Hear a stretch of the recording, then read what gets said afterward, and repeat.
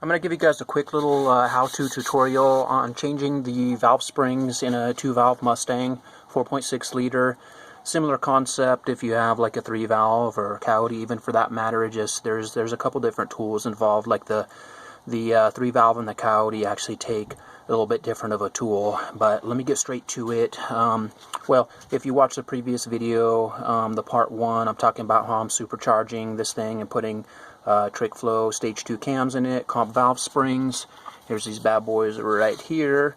They're good for 625 lift, beehive. We're putting milling lifters. Anyways, so this overhead valve spring tool simply just does not work on the 2-valve Mustang. It's really hard to reach the spring. I was able to get 2 of them out, but you can't even really reach the key locks to get the the new springs back in there, and it just doesn't work. It works on LS's and some other stuff, but not good on an overhead cam Ford engine. So long story short, I got this bad boy right here, and I got it for like 18 bucks off eBay, and I'm going to show you how it works real quick. So it bolts in place.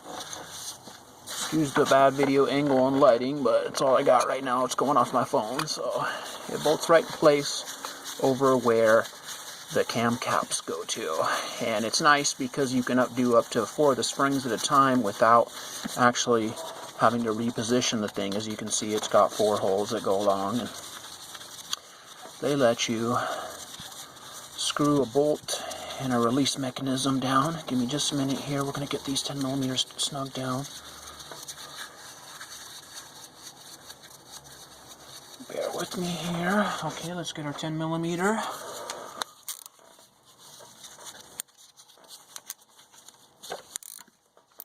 You don't want to snug them down crazy, and just snug them down a little bit. Alright, one more.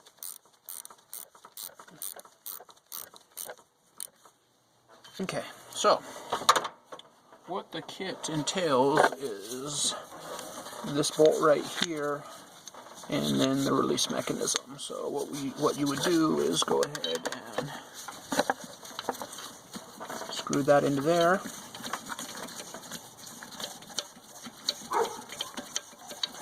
Takes a 17 millimeter socket to drive that. And it's going to engage your spring retainer. Here's one of the comp springs. It's gonna engage it, on the top, and ultimately push it down, and then it has the little access port where you can reach it. And you will need a pen magnet to catch the key locks. That's necessary. It's kind of like doing open heart surgery, getting the key locks back in. You have to hold them with the magnet, and then kind of fish them down in there. I like to use a little bit of like bearing grease to hold the first key lock in, and on the end of the valve, and then you can fish the other one down in there.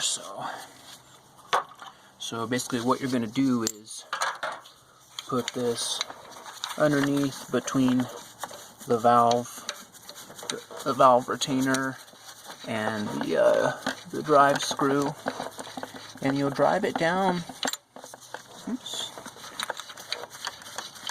I'll give you guys a little better camera angle here. It's hard to film and do everything with both hands, but I'll just show you guys real quick down there what's going to be going on. So I'm not sure how good the lighting is. Okay, so there's a little sunlight you can see in there. So you'll be right there and see how it's engaging the top of the retainer.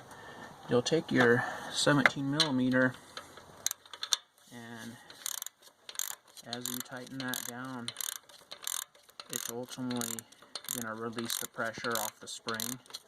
And I still got to rotate this cylinder around. What I do is I rotate the engine around until it gets to top dead center for that corresponding cylinder. That way the valves can't drop down in there. I take the plugs out and stick kind of like a guide wire down in there where I can see when the piston comes up, and that'll make sure you don't drop the valves down in there, which would be a nightmare because then you got to pull the heads. And just don't rotate the engine over with the cam still in it and the timing chains off, because you could bend a valve. Obviously my cams are out, spark plugs are out, so you can rotate it over easily.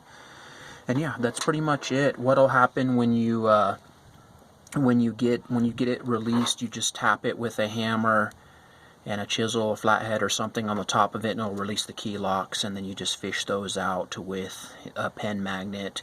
And then the installation is pretty much opposite. You'll get your retainer and put it on top of your spring, just compress it, fish the key locks in. Now's a good time to put in new valve seals. So yeah, that's pretty much it. If you guys have any questions, just hit me up in the comment section.